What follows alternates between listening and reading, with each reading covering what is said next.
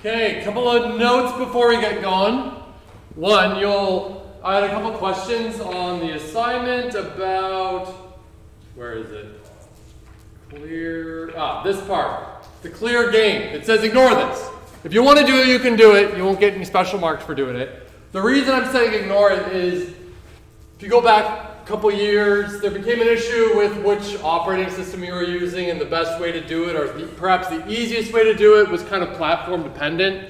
So because that ended up being a nightmare for the markers and the students, I just said, like, well, if you want to do it, fine, go ahead, if you can figure out the way. And Colab doesn't really make it any easier, so you can skip this entirely. And then down here, I added a note to the pseudocode where you would typically clear the console, but it's like, don't need to do this if you didn't implement it. So don't worry about that.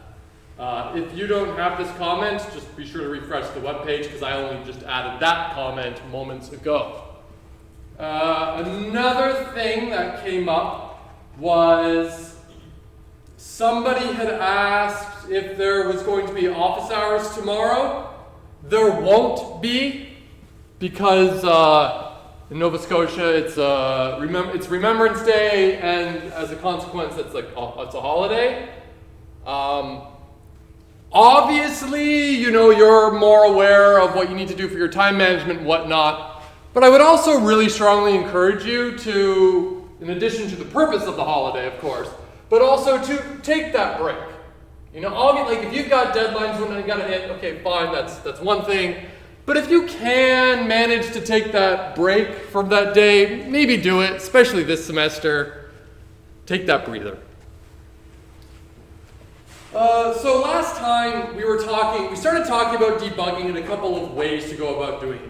And I'm willing to bet of the things that I showed you, many of you have been doing this anyways. You've all come up with your mechanisms and strategies for debugging. Great, that's good.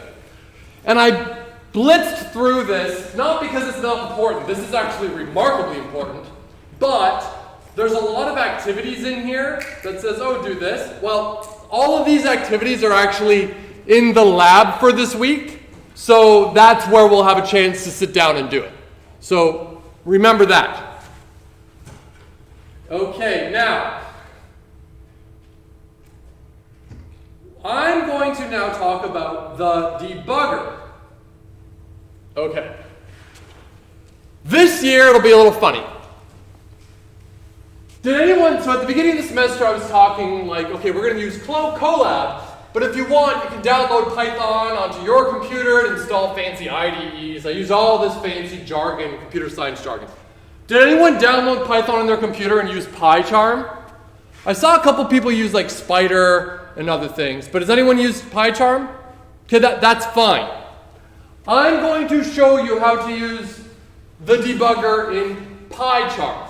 I realize if you don't have Pycharm, this isn't going to mean that much to you. But try not to focus too much on the specifics of what I'm about to show you, but that these tools exist. Whether you're using Pycharm, which is a fancy IDE that I'll show you in a moment, or some other IDE, or some other thing, there's typically this fancy tool called the debugger. Again, I'm going to show it to you in the context of Pycharm, but again, if you're not using Pycharm, that doesn't matter too much. I just want you to be aware that these are things that are available that you could go find out and figure out how to use. They're very powerful. Don't get me wrong. They're going to be very, very powerful for you as well if you start to use them. But we got to understand a little bit that first semester computer science, this is like the big guns, where we can get away without using the big guns at this stage. But if you want to learn the debugger, fantastic, because using the debugger is remarkable. It's an awesome tool to help you find bugs. It won't automatically find bugs for you. It won't. But it'll aid you in finding the bugs.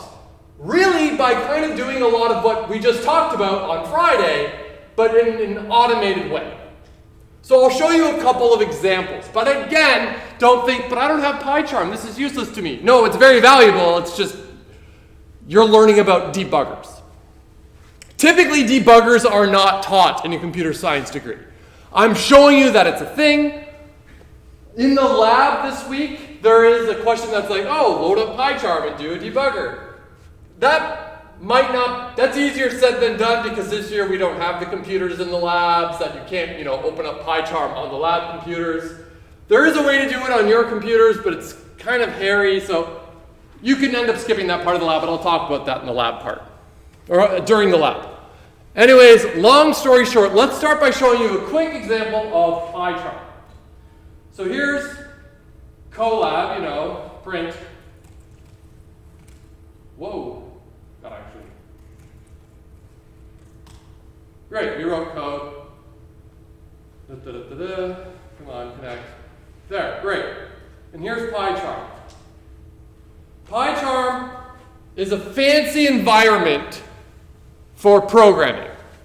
But instead of it being like on the cloud, like Colab is, this is on my computer. All the code I'm running is being run on my computer. Now, there's a lot of code in here. I'm just going to cut and get rid of this for a second. If I say print, hi, and I say run, there. The output comes down here. So it's similar to Colab, which is a little different. It's the same code and everything though. Anyway. I put back the old code. So this code right here is actually broken. And I want to use the debugger to see, maybe we can find the error. I don't know. Any questions so far? Okie dokie. So, if we want to start debugging, okay, you know what, first let's run this code. This is supposed to find max index. So this is supposed to take a list and tell me what the maximum, like the index of where the maximum number is in this list. So if I go down here, I'm going to say a list equals 42947. I don't know. And then I want to call print, well, let's say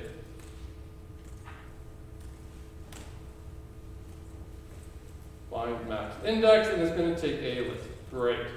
I hit run. Run.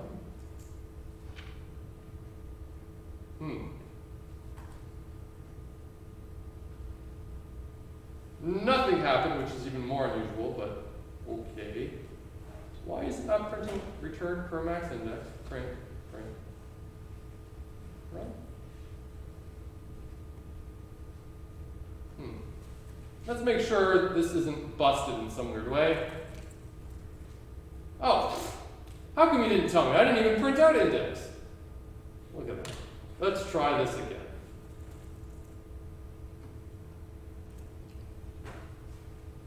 Okay, so it's saying the biggest number is in index 1. 0, 1, 2. Well, that's clearly incorrect. So maybe we can use the debugger to help us out.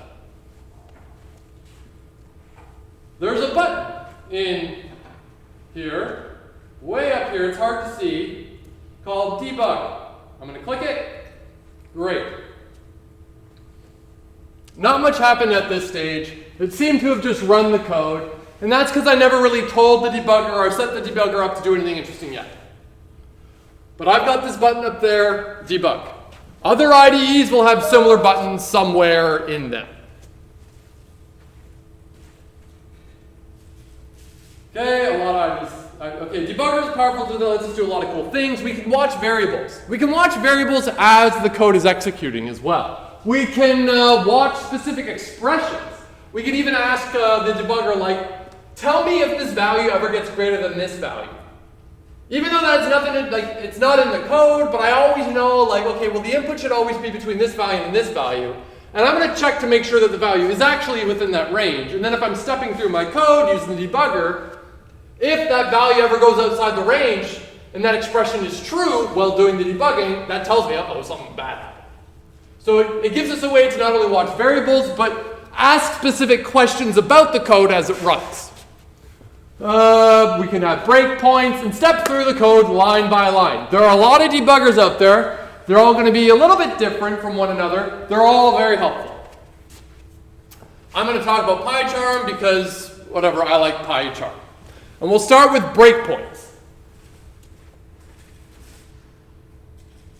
I can tell the debugger run all this code up to a certain point. This is called a breakpoint. So I can say, okay, run all your code, and then stop here. Let's see what happens.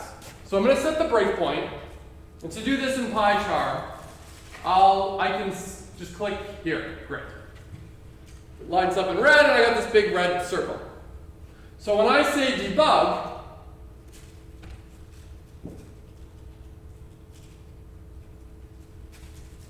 okay, the computer ran and it stopped. Python ran all this code, then it stopped on that line, at line 6 there. It's waiting for us. But look at what it's telling us. It's saying, okay, well, I've got a variable called alist, and it's got the values 42947, which is, of course, correct if you look at the code that was passed down to it. I also have C, which starts as 0, which clearly we can see that's the case. And it almost actually looks like it inserted like a comment there in the code, which is kind of handy. I mean, that's not really a comment. It's just the IDE saying, oh, here's where the C was set to 0. Current max is currently set to 4. And that makes sense because it gets A list at 0, which is 4. And current max index is set to 0. That makes perfect sense to me. As of now, at this stage, everything seems to be all right. Because all that happened was, okay, Python starts running, it goes here, and it goes, oh, this is a function, I'm just going to skip it all. Oh, and then it goes, okay, well, A list is this thing, great. It'll run that line. And then let's say index equals whatever this function returns. So immediately we jump right up here. We say cur max is A list at 0. Well, we know that that's a 4. Cur max index is 0. Makes sense. The biggest thing I've seen so far is 4, and it happens to be at index 0 because that's what the code says. And then down here we say C equals 0 because that C is going to be our counter. And we can see, well, C is less than the length of the list. This makes perfect sense to me. So the code has run and it stopped at this point. So everything seems okay. So me as the programmer goes, okay, I know this function's wrong, but I know that up to this point, everything seems fine. I can then say, where's the button to resume? Resume, perfect. If I hit resume, it's going to carry on until it sees another breakpoint. Conveniently, I have a breakpoint set at line 6, which is the beginning of the loop. So actually, every time that loop runs, it's going to break again, which is pretty cool. Let's see what happens. Resume. Okay, cool. So the code ran again. It ran the contents of the loop, and then as we know, loops go back to the beginning and ask that conditional question. It's a while loop. But there's a breakpoint there, so it stops again. And we can see that value's changed. A lists, well, I guess it didn't really change. C equals 1, that makes sense because we went through the loop once, and let's just look at our code to make sure that's actually what we say. Yep, okay. We're going to increment C, so it's good that C is 1. And then cur max is 4, and cur max index is 0. That seems so far so good, right? Because what did the code say? If A list at C is greater than cur max, do that stuff. But here's the thing. We know that A at, I guess we start at 0. So I guess we're checking A at 0 again, which is 4. And I ask the question, is 4 greater than 4? Well, that's false. So we don't go inside that loop. And we don't go inside the if statement. We increment C, go back up to the while loop. Cool. Great. Any questions so far? Okay, let's see what else we got. Okay, breakpoint, cool. I set it there, whatever. Da-da-da. There's some values there. That's so cool. And it runs until we hit a breakpoint. We can watch specific variables here. As we can see, Pycharm is going to just show us the value of a whole bunch of variables right there. But if there's another variable somewhere else, maybe it's a variable that might have a side effect or something, I don't know, that's not in there specifically, we can actually tell Pycharm, no, I really want you to check out, oops, what did I do wrong? Oh no, I pressed a button and then I lost it. Well, there's a way you can say watch specific variables.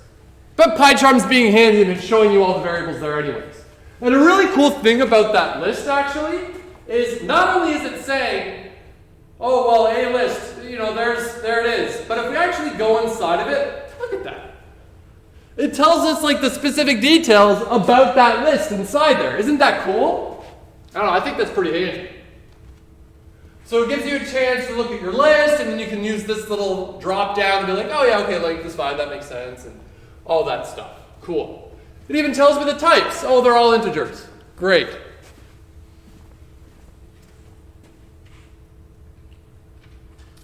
Evaluating expressions on the fly. Now this one is pretty cool. If I go here, again, this is in Pycharm. Every IDE is going to be a little bit different. If I click that button, it allows me to ask a question. The question I want to ask in the context of this bug I have, I can't really think of a good example because it's a pretty simple example of where the bug is. But I can ask a specific question, like, you know what, why not say C less than len of a list? Great. Oh no, what did I spelled it wrong.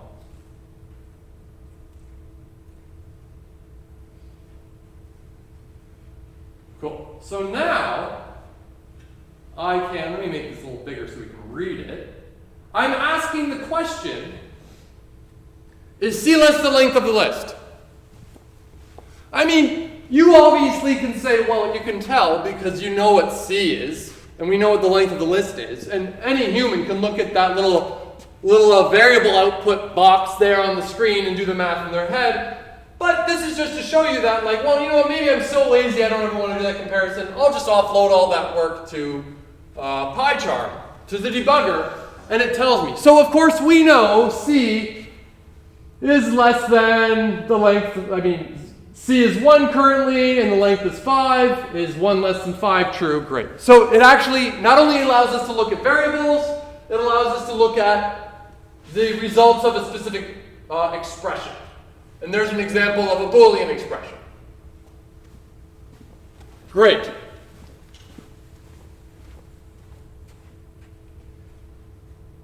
Yeah, great. Okay. In this example, I'm going to add another one. Yeah. If list at C, if a list at C is greater than per max. Value. So I guess now I've got a different expression I'm adding here. And I'm watching this one. As of now, it's false. Because it is, because C at 1 is 2 greater than 4. No, false. Okay.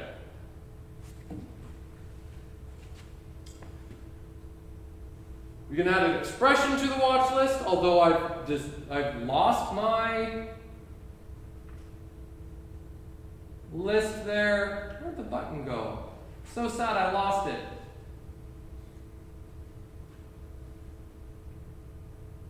Control-Shift-Enter to add the watches. Wonderful. Control-Shift-Enter.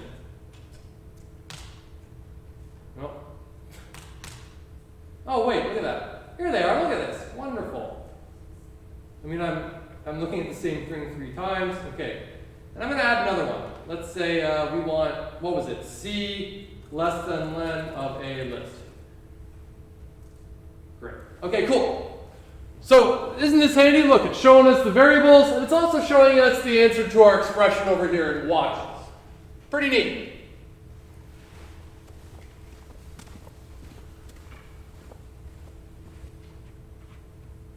Okay, blah, blah, blah. Now here's where the magic really happens. We can set breakpoints and say run up to that breakpoint. But once the debugger has run, and it's kind of like waiting, because right now the debugger is hanging at that breakpoint. It's not running anymore, it's waiting for the next instruction on what to do. So it's kind of like the program has run, and we paused it. And it's telling us like what's going on right now in the program where I've paused. Like what's the value of all those expressions and variables? I can hit run again, it'll go to the next breakpoint, which in our case will just be the top of that loop. Fantastic. But I also have the ability to step one line at a time. Okay? So I can say, run one line and pause again. Run another line, pause again. Run another line, pause again. And so on. And I'm going to do this. Oops. And here's the buttons here. Step into my code. I'll just click this one. So we're currently on the line while C is less than the length of A list. Now we're on this line. C is less than the length of that list, great. Now we ask the question, is A list at C greater than cur max? Well, what is C currently? It's 1, it's 2, okay, no. So we should not go inside, like I know based on how this code is going, I know that we should not go inside that if statement, right? Because A list at 1 is 2, and cur max is currently 4. 2 is not bigger than 4. So we should skip this if statement. So let's see what happens. Good, perfect. This is exactly what I wanted to see. That condition wasn't true, we skipped that if statement, now we're on that line there. C plus equals 1. So when I hit run, watch what happens to the variable C down here, which is probably remarkably hard to see, especially if you're at the back, but let's see what happens. C became 2. Makes sense. So now we're back to the top of the loop. C is 2. Is C less than the length of the list true? Yeah. So let's carry on. Okay, C is 2. The list at 2 is 9. Let me ask you, is 9 greater than the current max, which is 4? True, of course it is. 9 is bigger than 4. So we should go inside this loop now, right? Or this loop, the if statement. Perfect, perfect. This makes perfect sense. So far, so good. Everything seems to be fine, even though I know this function's broken. Let's see what happens. So this next line says, cur max should now become A list at C. Yeah, make the current max, that new value we saw, that's bigger than current max. So we want to replace cur max, which was 4, with A list at C. C is 2. A list at 2 is 9. So cur max should become 9. That's what the code said. That's what I want it to do. Let's see. Perfect. Cur max is now 9. We can see it actually updated them. Wonderful. And we can also see that the expression is currently, well, now it's false because cur max is now 9. But before it was true. And then what do I want to happen? If I found, like what should this code be doing? If I found a new maximum value at location C, whatever C is, in our case it's 2, what do we want the cur max index to be? What do you say? The max's location within the list. Bingo, whatever C is in this case. In this case it's 2.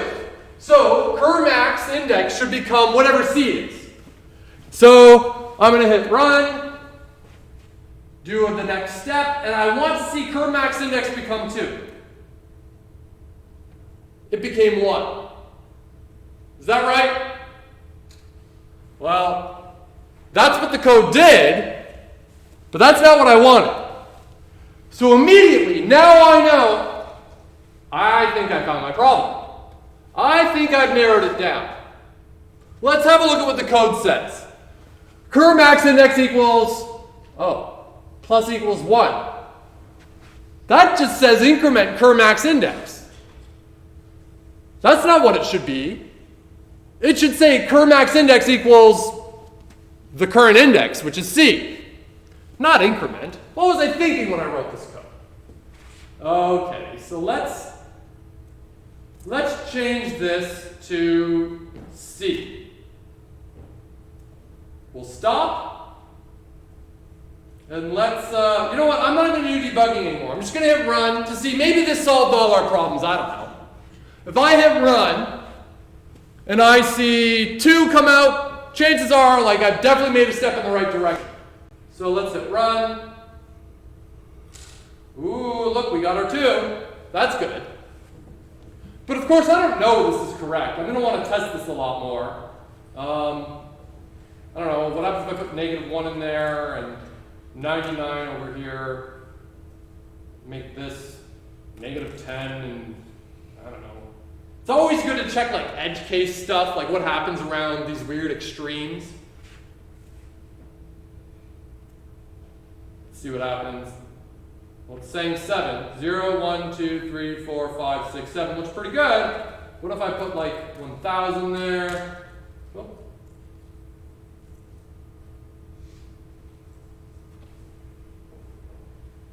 Looks pretty good. So as we can see, the debugger, it's not doing anything that we didn't talk about in the previous set of, like, the previous webpage. About all those other debugging techniques. All the other debugging techniques was like go through it one line at a time. What are the values? Keep track of the variables.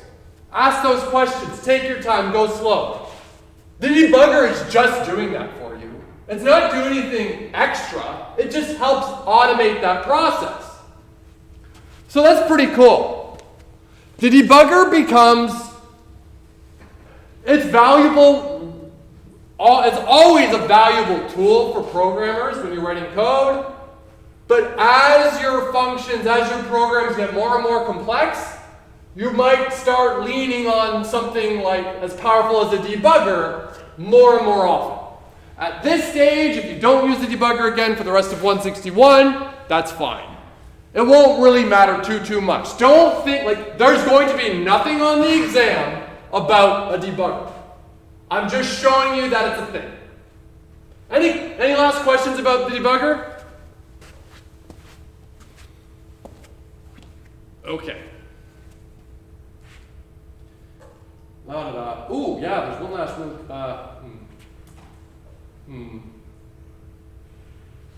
I'm going to show you something pretty cool too.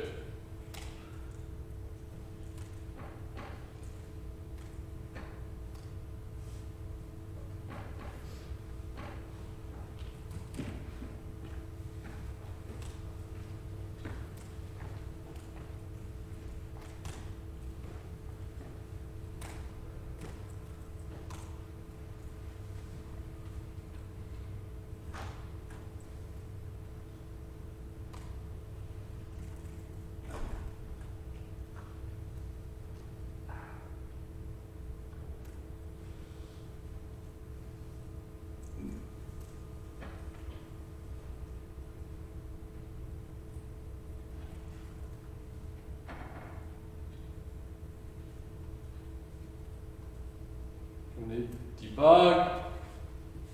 This might not be overly exciting to you, but it's going to become a little more exciting to you next semester if you're in 162. So quickly, let's look. I'm calling the function zxc, and all that function does is call the function QWE,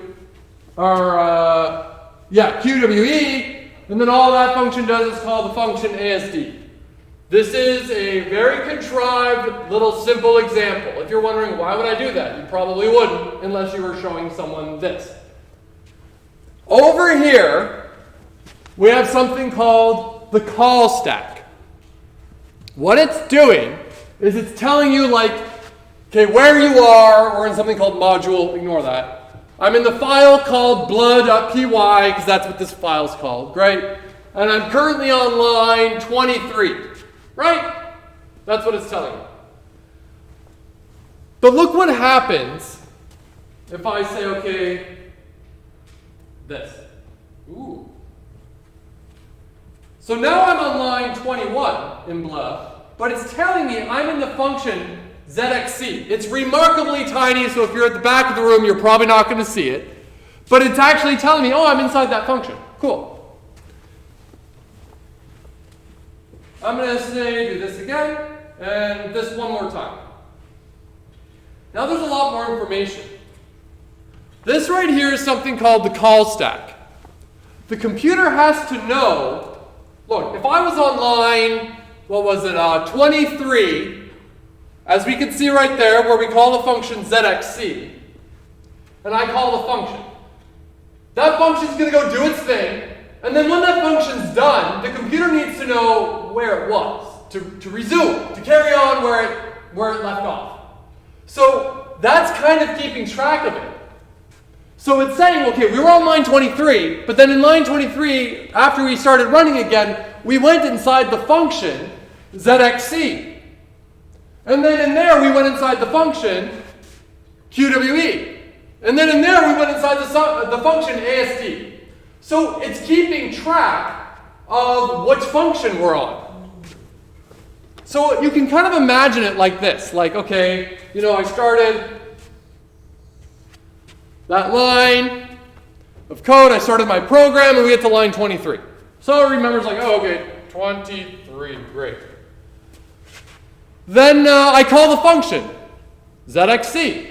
So the program goes, okay, well, I'm going inside the function zxc, and it creates something called a call frame. Don't worry about that too much.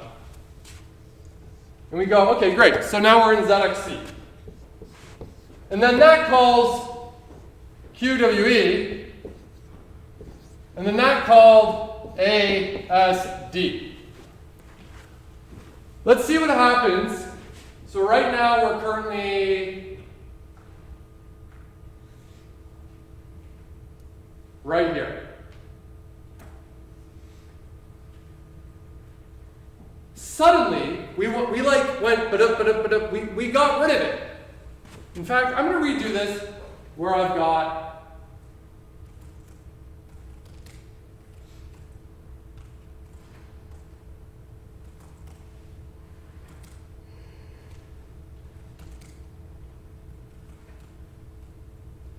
let's stop this and go again. This will make it a little bit more obvious. Okay. So, okay, there. Now we're here. We added this to a stack. Anyone ever go to a buffet with those giant stacks of plates? You add things to the stack, and then you take the plates off when you want to use them. It's just a stack of stuff. So, as soon as this function finishes, see what happens. I'm going to hit resume, and that function finished. So it returns to the calling function, which was qwe. We finished ASD. We go, whoops, whoa. And then we go to the next line of code, and that's where we are. We will print done qwe as soon as we're done, but you'll notice that ASD is gone because we finished it. And then take a wild guess what's going to happen once we finish the function qwe. It's gone. We're done. We finished executing it, and then we return to wherever that function was called. I'm going to do it again. Currently, we're on this line, and it's going to return to line 25, I guess, now. Well, I guess, actually, it returned to 25 and then went to the next runnable line of code, which was 27. Great. But we're done with that function, so this is gone. And it's just saying, okay, well, now we're on line 27, I guess. I'm just showing you this as isn't this neat? This will become more important next semester. We're going to learn about the call stack and everything. But I don't know, it's kind of neat. It kind of shows you where you are in the program and how you got there. If you have functions that call functions that call functions, maybe you can call function ASD from multiple locations.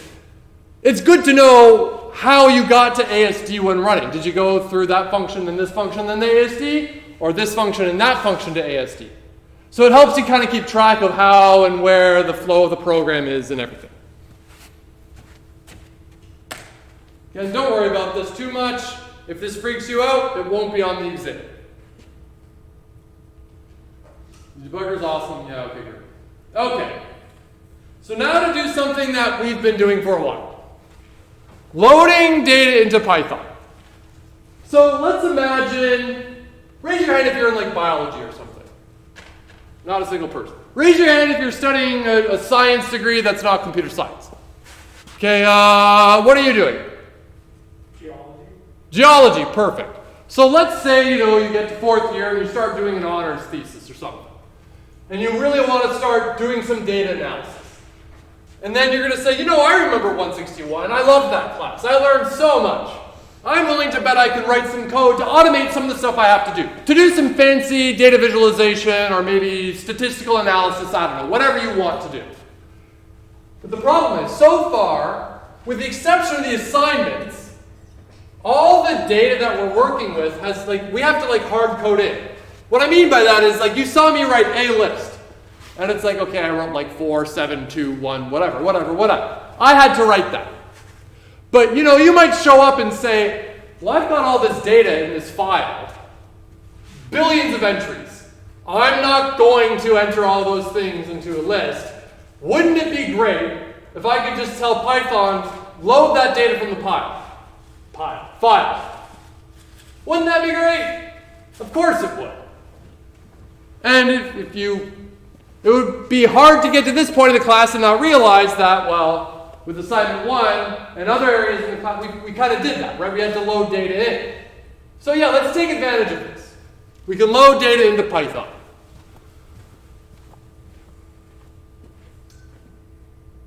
This is how easy it is to do. Create a variable, say open, the name of the file. Anyone want to take a wild guess what this R means? It's a big secret. Who's bold enough to take a wild guess what that could possibly mean? No one wants to give it a go? Well, I heard a mumble. Read? Yeah. Okay. It just means open this file in read mode. So that's saying, I'm going to open this file. I'm not going to write to it. I'll read from it, though. That's all it means. What do you think you'd put if you wanted to write to that file? W. A W, I know, right? Crazy. Who would have thought? There's ways to open the file in read-write mode. There's a whole bunch of other things. In fact, most of the time you probably can get away without even including that R, and it'll just assume whatever. You're going to do whatever with this file. But anyways, this is it. That's it. Not many programming languages make it this easy to open up files. So we're really lucky in Python. In other languages, it gets hairy and it's annoying. So this says open up the file named afilename.txt. Now, this will only work if the file is in the current working directory. Did anyone here try to run assignment 1 when working on assignment 1, but you forgot to upload your Starbucks location CSV file? Of course you did. I bet you everybody in here did that. And then what did it say? Python said, I don't see that file. Where's that file? I don't know where that is. It's because we have to make sure it's in the working directory. For Colab, this is easy. We just have to upload our file. So I'm going to go to my desktop. Here, I'm going to close all this. And I'm going to create a file here. Come on. What did I call it? A file. What did I want to call it? A file name.txt.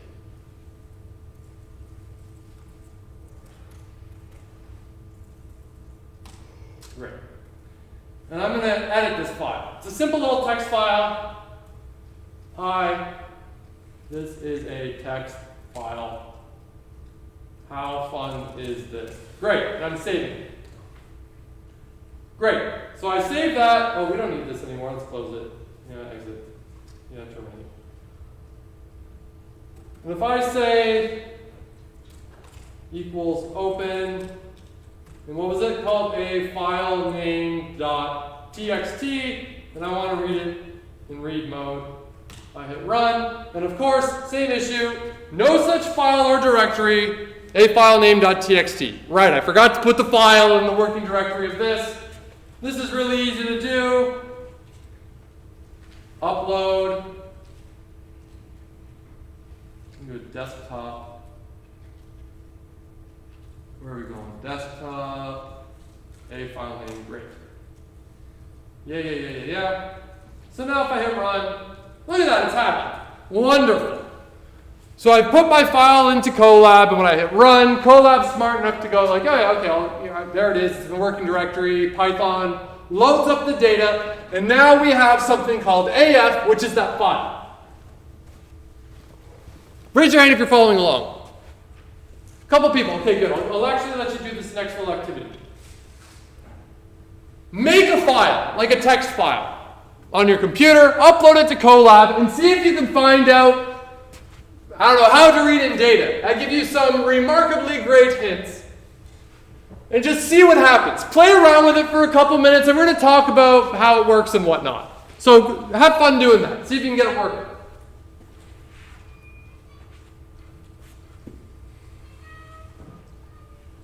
These are just two.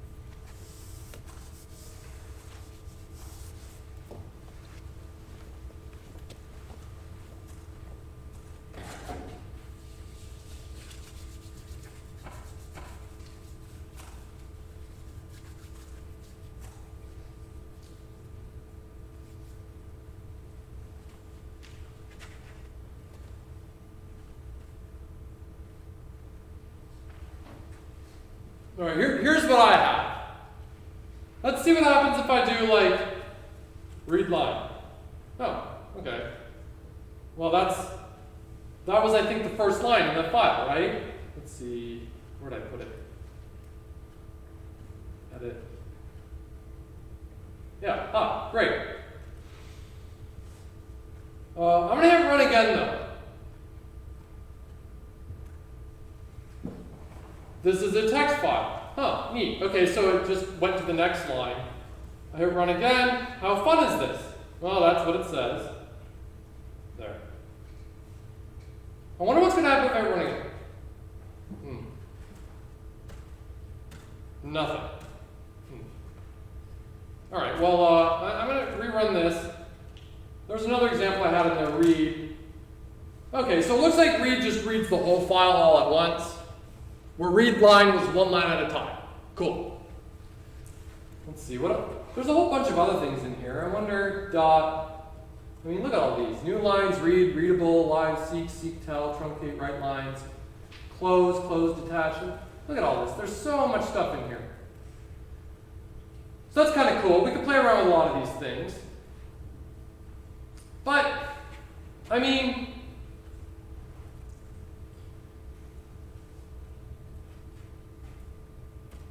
like I'm trying to rerun it and say read the data again, but we've got a bit of a problem. The file and Python and the way it reads the file, the way it works is, whenever we open the file, we've got this like little finger that keeps track of where we are in the file.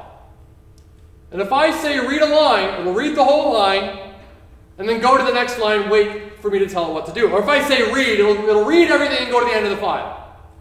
It's too dumb to go back to the beginning. It's too dumb. It's going to iterate through the file, but once it gets to the end, that's it. The file, the little robot in there that was going through it has served its purpose, and that's it. It's done. It can never go back to the beginning.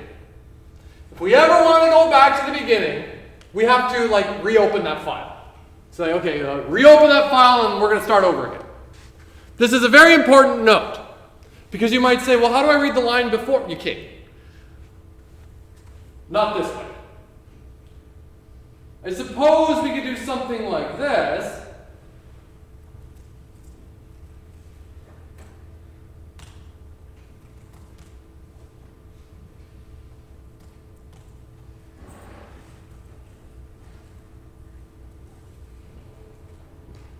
So it looks like text is that whole thing. Actually, I wonder what happens if I say text without printing. Look at that. Interesting. Look at that. It's got all that extra information in there. It's got the quotes, hi, /n. What does /n mean? Someone yell it. New line, right? Because, how do you enter the enter button to mean new line? So we have the special thing, /n. This is a text file. New line, how fun is this? But that's it. That's all. If I want to rerun this, if I want to run read again, I do it. I'm going to hit print out text. Well, now we've got nothing. It's because I said read from the file, and the little robot in the file is already at the end. So it tries to read something. It's like, well, there's nothing to read, so I'll return an empty string. A string with nothing in it. And it assigns that to text, and suddenly we've obliterated what was in text. Okay, cool. All right, we'll pick up here, I guess not tomorrow, Friday.